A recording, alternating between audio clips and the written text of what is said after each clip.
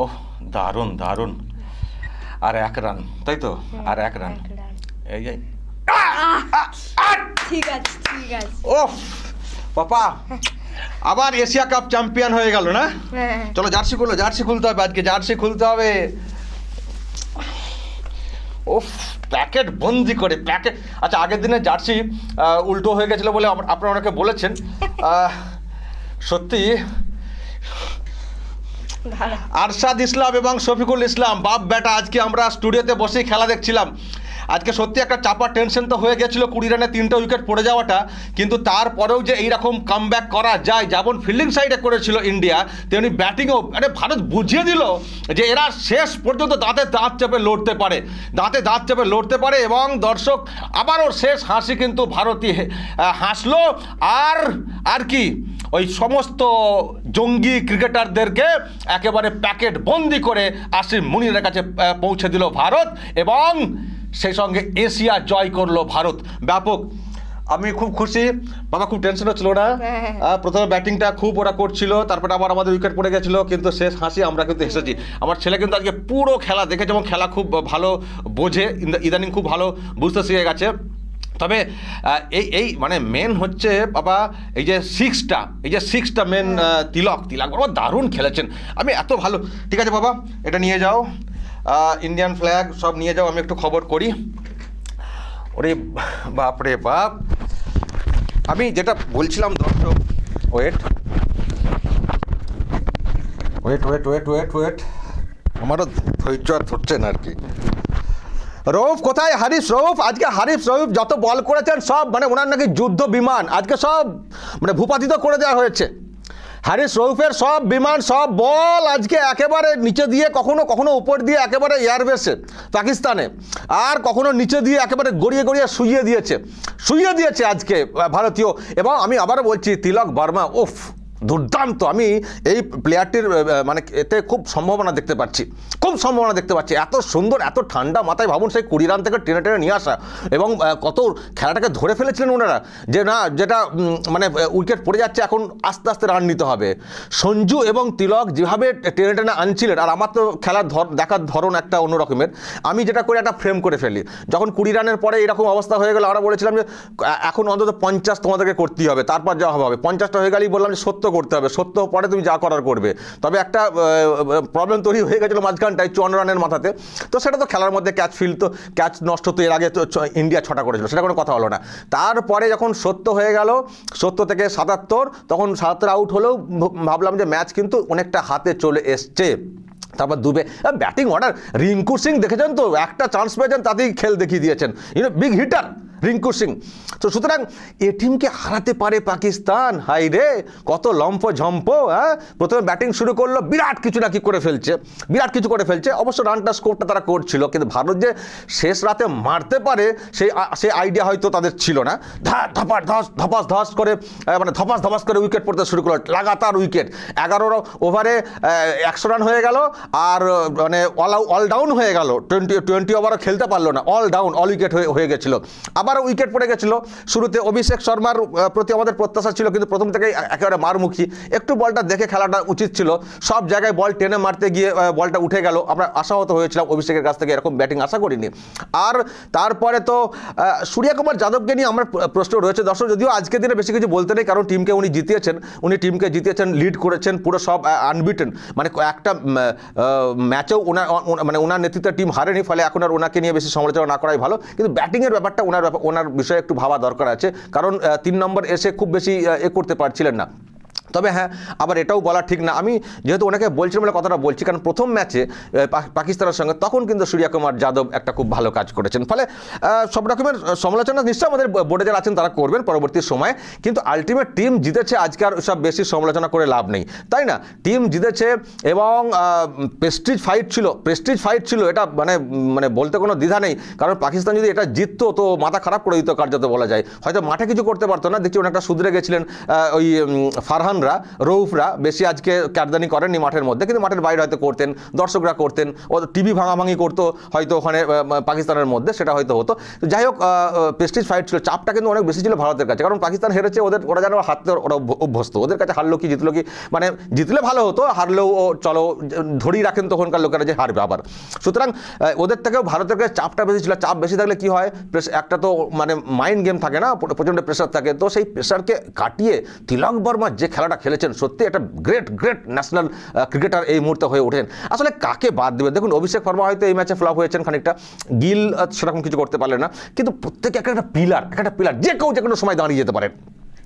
ভারতে যারা আছেন না, যে কেউ যে কোনো সময় দাঁড়িয়ে যেতে পারেন। ফলে আজকে তিলক বর্মা যেটা খেললেন, সঞ্জু শামসানের অবশ্যই মানে তার যে সঙ্গটা সেটা, এবং দুবে যথেষ্ট ভালো খেলেছেন, এবং শেষ পর্যন্ত তারা যেভাবে ম্যাচটাকে এগিয়ে নিয়ে এসছেন এটা একেবারে অনবদ্য। এবং সত্যি আজকে খুব খুশির দিন, খুশির ব্যাপার যে পাকিস্তান কোথায় গেলেন মোহাম্মদ ইউসুফ ইহানা ধর্ম পরিবর্তন করে খুব তো চিৎকার হচ্ছিল ইন্ডিয়ান ক্যাপ্টেনকে, শুয়ার কুমার শুয়োর খাইয়ে দেবে, এবার শুয়োর খাও পাকিস্তানে বসে। খুব বড় হচ্ছে, আম্পায়ার ওদের, অমক ওদের, তমক ওদের। তারপরে ক্যাচ নাকি পড়ে গেছিলো, আগের ম্যাচটাতে ক্যাচ নাকি পড়ে গেছিলো, আউট দিয়ে দিয়েছে। তো আজকে সালমান আগা যে ক্যাচটা ধরেছেন, সে ক্যাচটা ঠিক ছিল তো? সেই ক্যাচটা ঠিক ছিল না, কারণ আপনাদের ক্ষেত্রে হয়েছে তো সালমান আগার ক্যাচ, তুইও তো মাটি থেকে কার্যত কুড়িয়ে নেওয়ার মতো, তো এইরকম তো আগেরটাও ছিল, তো সেটা নিয়ে এত কেন কথা হচ্ছিল যে ইচ্ছা করে আউটটা দিয়ে দিয়েছে আম্পায়ার ওদের, মোদির কাছে সব মানে আগুল বন্ধক রেখে দিচ্ছেন আম্পায়াররা। তো আজকে কি হলো? খেলতে হয় বাবা, খেলতে হয়, না খেলতে শিখলে শুধু ওই চিৎকার করে উল্টোপাল্টা কথা বলে কিছু লাভ হয় না, খেলা শেখো। আমি জানি না আজকে খুব দুঃখ, আবার এদিকেও অনেকে পেয়েছেন কিনা এ বাংলার মানে পূর্ববঙ্গে, মানে ওই যে এখন নতুন পাকিস্তান টাইপের হয়ে গেছে, কারণ আমি শুনেছি যে বাংলাদেশ পাকিস্তান ম্যাচে তো নাকি অনেকে পাকিস্তানের সাপোর্টার ছিলেন, ভাবুন দেশের লোকেরা পাকিস্তানের সাপোর্টার ছিলেন, যেমন এখানেও কিছু কেমন আছেন, আজকে এরকম খেলা হয়েছে হয়তো দেখবেন কিছু লোক ওদিকের সাপোর্টার ছিলেন। আমি জানি না ইন্ডির লোকেরা আজকে কত দুঃখ পাচ্ছেন, ইন্ডি জোটের লোকেরা আজকে কত দুঃখ পাচ্ছেন। আর ইন্ডি জোটের কথা বলতে গেলে আবার যার হাত দিয়ে ম্যাচটা বের হলো রিঙ্কু সিং, তিনি তো আবার ইন্ডির শরিক এক দলের মানে জামাই বলবো, কারণ রিঙ্কু সিং যাকে বিয়ে করছেন তিনি তো সাংসদ সমাজবাদী পার্টির, সুতরাং ইন্ডির লোক এখানে আছেন, ফলে সমাজবাদী পার্টি হয়তো বেশি কিছু বলতে পারবে না, কারণ রিঙ্কু সিং যেহেতু পার্ট অফ দ্য টিম।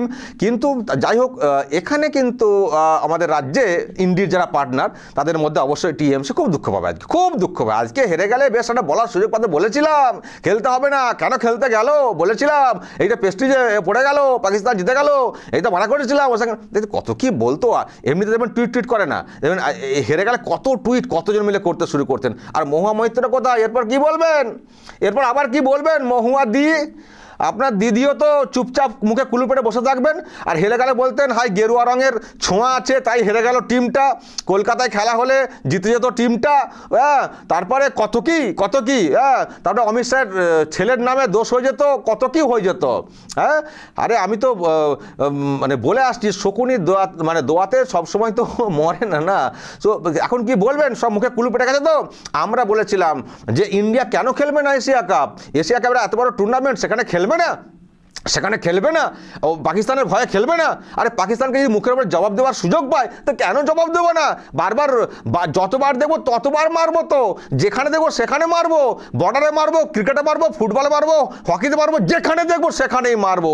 এটাই তো আমাদের কাছে স্বস্তির, কারণ ওরা যাদেরকে মেরেছে পেহেলগাঁয়ে ধর্ম জিজ্ঞাসা করে, যে স্বজন হারা করেছে, যা ওরা শীতের সিঁদুর মুছেছে, ওরা বাপ হারা করেছে, স্বামী হারা করেছে, কিন্তু আমরা ওদের সঙ্গে ওই খেলা মজা করার জন্য খেলতে আসিনি, বাধ্য হয়ে খেলতে এসেছি। যদি এটা এশিয়া কাপ না হতো ইন্ডিয়ান টিম খেলতো না, কিন্তু যখন খেলতে এসেছি, যখন সামনে পেয়েছি, ওকে মুখের উপরে জবাব দেবো, হারাবো। আমি তো আপনাদেরকে একদিন একটা প্রোগ্রাম করেছিলাম, ওরা যে নানান সব ওইসব কারসাজি করছিল, অনেকে বলছেন ওই কারসাজি, ওই যে যুদ্ধ বিমানকে নাকি ধ্বংস করে দিয়েছে 6টা, হারিস রৌফ খুব দেখাচ্ছিল AK-47 চালাচ্ছিল ওই ফারহান, এটা নাকি ওদের শেখানো মুনিরের নাকি শেখানো, সেই জন্য দেখবেন এরা যেমন করেছে এদের মহিলা টিমও করেছে, এদের মহিলা টিমও এরকম দেখানো হচ্ছিল।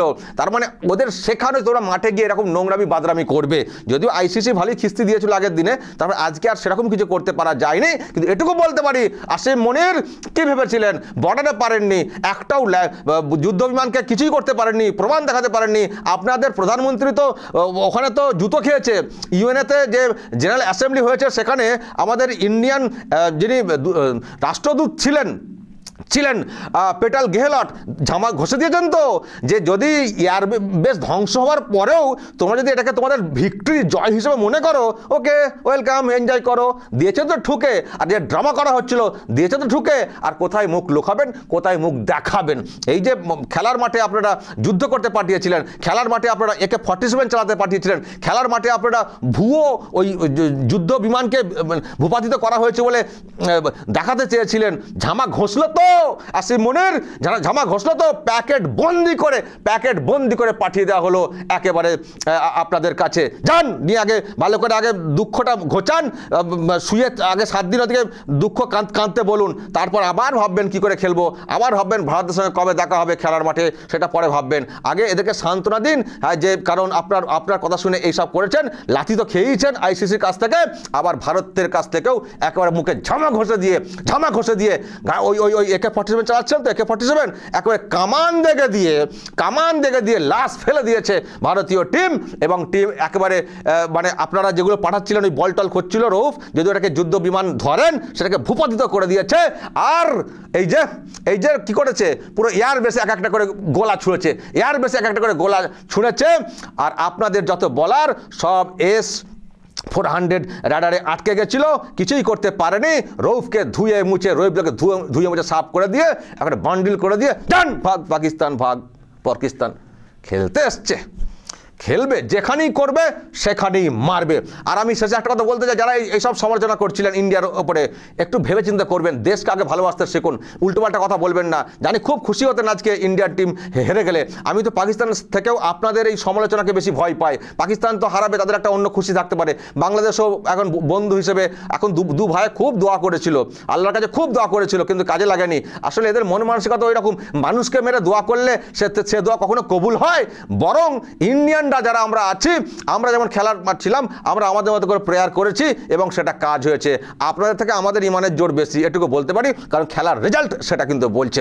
ফলে আমরা সবসময় টিমের পাশে থাকতে চাই। ভারতীয় টিম ভারত সেরা, এশিয়া সেরা, বিশ্ব সেরা, এর সঙ্গে লড়তে যেও না, যেখানে লড়তে যাবে সেখানেই মার খাবে। সব দিক দিয়ে ভারত এগিয়ে।